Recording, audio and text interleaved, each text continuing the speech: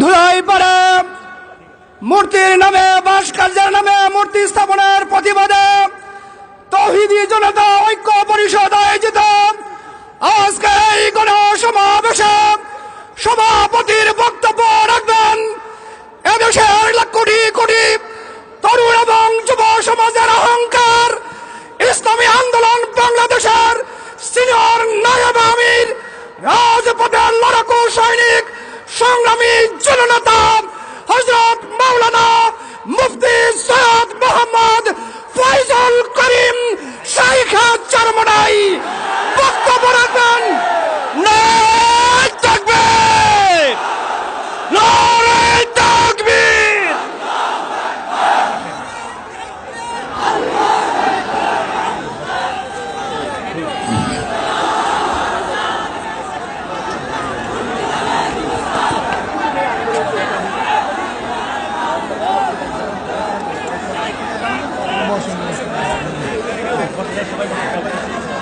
نحمد ونصلي على رسوله الكريم أما بعد فأعوذ بالله من الشيطان الرجيم بسم الله الرحمن الرحيم إن الدين عند الله الإسلام درشب اللهم صل على سيدنا ونبينا وشفيعنا وحبيبنا مولانا محمد صلى الله عليه وعلى آله وأصحابه وبارك وسلم আজকে মজলিসের ওলামায়ে কেরাম সর্বস্তরের তৌহিদি জনতা আমরা এখানে কেন এসেছি? ভাস্কর্যের নামে যে মূর্তি স্থাপনের চক্রান্ত চলতেছে, আমরা তৌহিদি ঐক্যবদ্ধভাবে সেই চক্রান্তকে রুখে দেব। আমরা সেখানে মূর্তি হতে দেব না। এই ব্যাপারে আমরা সবাই একমত। আমরা কারা কারা একমত দুই হাত তুলে প্রশাসনকে বলবো, আপনারা দেখেন এটা একটা সমর্থন, এটা একটা সমর্থন। আমরা কেউ ওখানে মূর্তি হতে দেব না।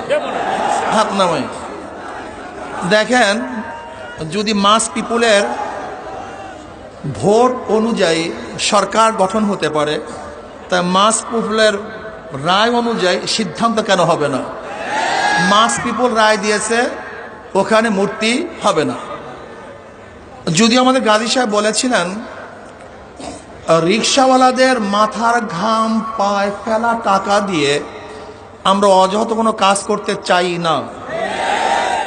যে দেশের মানুষ এখনো খোলা আকাশের নিচে ঘুমাচ্ছে, যে দেশের মানুষ এখনো বস্ত্রহীন চলছে, যে দেশের মানুষ এখনো চিকিৎসাবিহীন মারা যাচ্ছে, যে দেশের মানুষ আজকে ডাস্টবিনে কাক কুকুরের সাথে খাদ্যের জন্য লড়াই করছে, সেই দেশের টাকা দিয়ে ওখানে মূর্তি স্থাপন করা হলে বাংলাদেশের মানুষ মানতে পারে না, সহ্য করতে পারি না।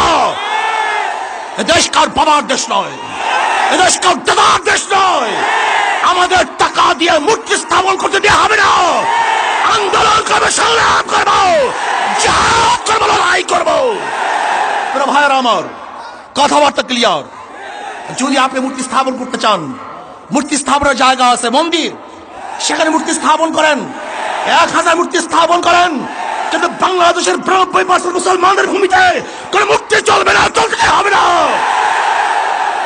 রক্ত দিতে চাই না, যদি দেয়া শুরু করি বন্ধ করব না। রক্ত দিতে চাই না, দেয়া শুরু করলে রক্ত বন্ধ হয় না। মুসলমানের রক্ত কেউ বন্ধ করতে পারে নাই। আমরা সেই খালিদ বিন ওয়ালিদের উত্তরসূরি, আমরা আবু বকরের উত্তরসূরি, আমরা ওমরের উত্তরসূরি, আমরা আলীর উত্তরসূরি, আমরা বদর হাতিয়ার, আমরা খান্দকের হাতিয়ার, আমরা উহুদের হাতিয়ার। আমরা জাগ্রত হলে আবু জাহেলকে গোটা দুনিয়া থেকে বিদায় না দেওয়া পর্যন্ত মাঠ ছাড়ার প্লেয়ার আমরা নই। তাহলে ভাইরা আমার, কথাবার্তা ক্লিয়ার। আমি প্রশাসনকে অনুরোধ করব, রক্ত দিতে চাই না, মারামারি করতে চাই না, বিচ্ছেদ করতে চাই না, বিভেদ করতে চাই না।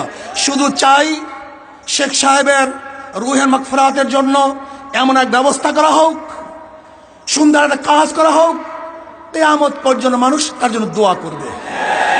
কিন্তু আমরা রাশিয়ার লেনিনের 72 মূর্তি যদি ক্যারিন দিয়ে তুলে সাগরে নিক্ষেপ করতে পারে, তাহলে আমি মনে করি শেখ সাহেবের এই মূর্তিকেও আজকে হোক কালকে হোক উঠিয়ে সেটা এই বুড়িগঙ্গায় নিক্ষেপ করুন। তখন লজ্জিত হবেন, অপমানিত হবেন। আমরা শেখ সাহেবকে আহ্বান করতে চাই না, তাকে লজ্জিত করতে চাই না। তার মাথার মধ্যে পাখিতে কাকে পায়খানা করবে তা আমরা দেখতে চাই না। কোন জায়গায় মূর্তি স্থাপন করতে চান? দুই পাশে মসজিদ, ডানেও মসজিদ, বামেও মসজিদ। যেখানে আল্লাহু আকবার ধ্বনি হবে, যেখানে আশহাদু আল্লা ইলাহা ইল্লাল্লাহ পড়া হবে, সেখানে নেমেই মূর্তি দেখবে, এটা আমরা দেখতে চাই না। স্পষ্ট কথা, ঢাকা শহরে ধুলাই পড়ে কার ভাস্কর্যের নামে মূর্তি স্থাপন করতে দেয়া হবে না। যদি লড়াই করতে হয়, লড়াইতে সবাই রাজি আছেন ইনশাআল্লাহ? কে কে আছেন? নারায়ে তাকবীর, নারায়ে তাকবীর। তোরা ভাই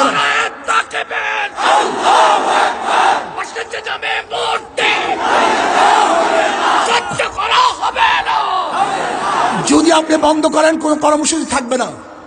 এই পর্যন্ত আমাদের কর্মসূচি। আপনার কাজের উপরে ভবিষ্যৎ কর্মসূচি নির্বাচন করবে, নির্ধারিত হবে। যদি মূর্তি স্থাপন করার চেষ্টা করেন, এমন ঢেউ দেওয়া হবে। এইটা তো মাত্র 1 নম্বর সিগন্যাল, 2 নম্বর বাকি হয়ে গেছে, 10 নম্বর বাকি। মহাবিপর্যয় কথা বাকি আছে। এমন টর্নেডো সৃষ্টি হবে, ব্যাংকে তছনছ হয়ে যাবে ইনশাআল্লাহ। টর্নেডো, মহাবিপদ সংকেত, মানুষের ঢেউয়ে মূর্তি সব বুড়িগঙ্গায় পড়ে যাবে, ওখানে মূর্তি থাকতে পারবে না। কাজে আল্লাহ পাক আমাকে এবং আমাদের সবাইকে এই মূর্তি বিরোধী আন্দোলনে অংশগ্রহণ করার তৌফিক দান করুন। ভবিষ্যতে যখন ডাক দেওয়া হবে, সবাই রাজি আছেন ইনশাআল্লাহ? সবাই চলে আসবো। আজকে এখানেই আমাদের কর্মসূচি সমাপ্ত। শান্তিপূর্ণভাবে আমরা কর্মসূচি আসলে আলহামদুলিল্লাহ শেষ করছি। যারা সহযোগিতা করছেন, খাস করে প্রশাসনের আমি বন্ধুদেরকে শ্রদ্ধা নিবেদন করতেছি, ধন্যবাদ জ্ঞাপন করতেছি। আপনারা ভালো কাজে এইভাবে সহযোগিতা করবেন, আমরাও ভালো কাজে আপনাদের পাশে থাকবো। আল্লাহুম্মা আমিন।